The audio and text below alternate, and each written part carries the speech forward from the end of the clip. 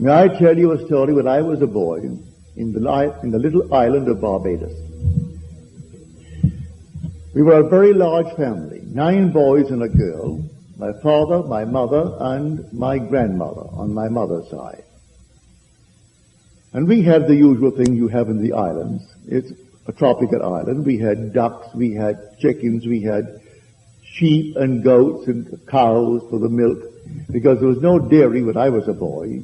You either had a cow or you had no milk, or you had a goat or you had no milk, unless a neighbor had more than they could use, and then they gave it to you. But we had a few cows, and we had the usual thing like a farm.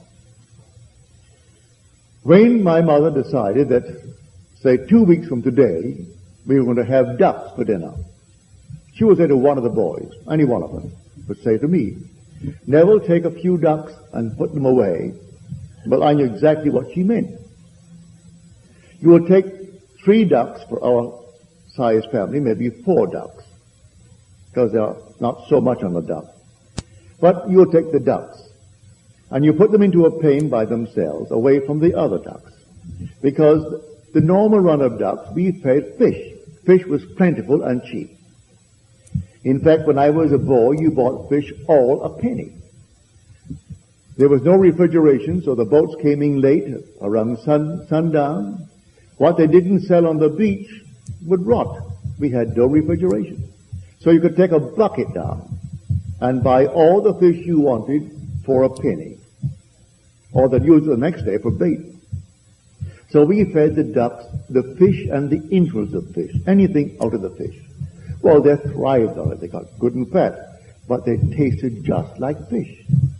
They fed on fish, and they became fish. Mother said, we want ducks. All right, so you took 4 ducks and you put them away. And then for the next 2 weeks, for in 10 days, they will completely change the odor of that flesh if you were consistent in the change of feed. And you put the sour milk, corn, wheat, anything you had, but not fish. You couldn't just give them this during the day, and because fish was cheap, give them a little fish at night. You couldn't mix up the diet. So for the next 2 weeks, you gave them that changed diet. May I tell you, if you didn't, what happened? We couldn't have ducks for dinner. If I made the mistake, when Mother said to me, I want ducks in 2 weeks, and I didn't obey her order, when I finally discovered my mistake and did it, say, a week later, well, a week was not enough. So I didn't want to confess my mistake, but the oven confessed it.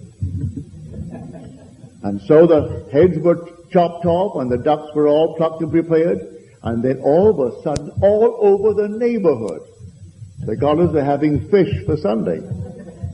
Because you couldn't eat it. The thing, it was a duck, it looks like a duck, it is a duck, but it tasted like a fish. For it fed upon fish for the 2 weeks. Or rather, at least 1 week. It took 10 days to convert the flesh from the fish where it normally fed because it was cheap into the wheat or the corn or the milk. That was a lesson I learned. If I am going to be the vine of eternity, and I am the eternal vine, I can only grow what I feed myself mentally. What am I feeding myself morning, noon, and night? I cannot change it during the day and say, a little fish because it's cheap. What's going to happen here? This is nothing. And all of a sudden I read some stupid little thing and I react. That's my fish. And I want a bird that really is milk-fed. I've got to actually put myself on a diet, a mental diet, and stick to it.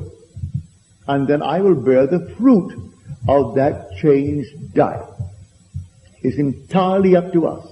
All these little things happen in our life to teach us a lesson. Who would have thought when I was a boy, when Mother said to me, you have ducks in 2 weeks, and you put the ducks away, that I would have learned the most fantastic lesson. I didn't learn it then. Many a time I made the mistake. And so we had to settle for something else we had in the house. No matter what it was, couldn't have ducks. You couldn't eat it. You looked at it, and nothing is more displeasing than to look at a duck and eat fish. And I love fish. But let it look like a fish. But don't look like a duck, and I'm eating fish. Well, that is man's being. I am the vine of eternity. And you say within yourself, I am the true vine, and my Father is the vine dresser. Every branch in me that bears no fruit, he takes away. Every branch that does bear fruit, then he prunes it, that it may bear more fruit. Now, if I am that vine, and my imagination is the eternal vine of the world, then I should do something about it. And morning, noon, and night, every moment of time, even in my dream, I prune it. Even in the dream, you get to the point, you simply start pruning, and you prune and prune. This is not bearing properly, or this is a dead wood, and you take it away. I want no part of it.